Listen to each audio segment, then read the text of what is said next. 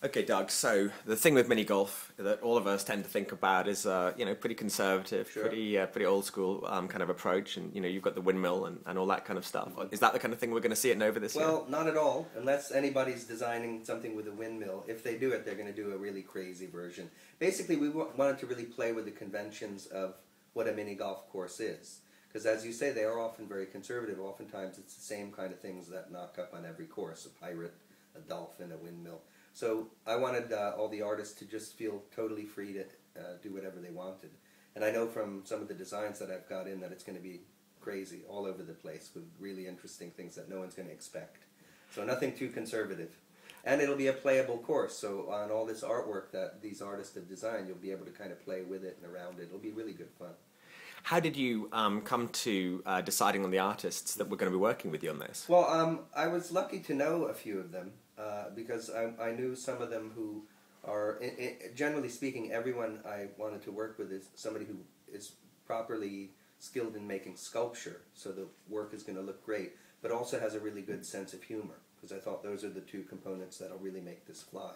And I was fortunate to know from having worked with some, or just through friends of friends and people talking who would be great for this. A bit of consulting with some friends and curators about who would be really great for this, and luckily a lot of people were available and willing to do it. So we wanted something that would actually look really great. So it's not just a question of someone coming up with an idea, but I wanted people who could really deliver something that's over there, a playable course, going to look terrific.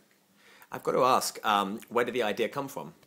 Well, I've always loved mini golf. As a kid, I played it whenever I couldn't go by a mini golf course without playing. And I think, just struck me that somehow that it's really an amazingly artistic thing. You don't think of it as such, maybe, but it really is. It's a whole field with sculptures that are interactive installations, really, in a contemporary way. Totally artistic thing, but I think, as we were saying, a lot of times people really kept the artistic imagination sort of contained. I don't know why that is. And, thinking about doing something for a festival where people are out to have a good time, they want to be outdoors, they want to do something minorly active.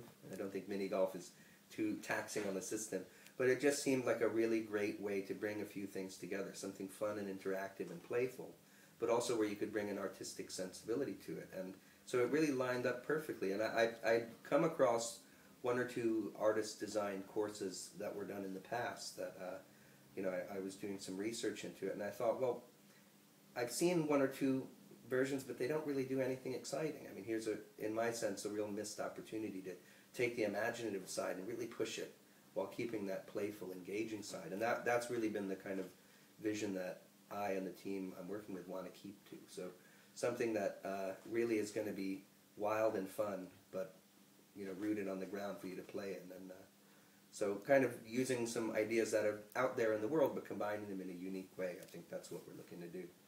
I've got to say, so we've got under 3 weeks to go. Sure.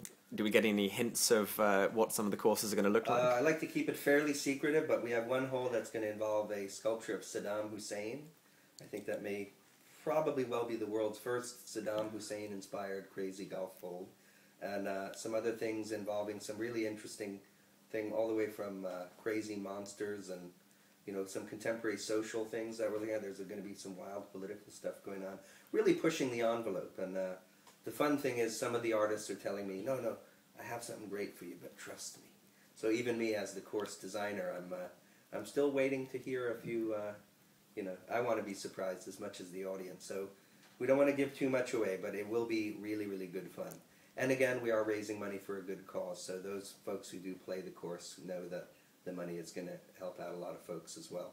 So as I said before, everybody's a winner. Let's hope on this course. But yeah, really, really good fun, and some terrific artists, people who really have great reputations, and deservedly people like David Shrigley, Jake Chapman, who people know are going to come up with something wild, funny, and very unique in that it's going to take the form of a playable golf hole. Doug, thank you very much indeed. We'll look forward to hearing from you as things come together. Progress, and I hope to see everyone at Nova on the golf course. And you don't have to dress funny like people who play golf with plaid or anything. For our mini golf course, you can wear whatever you like. So come along.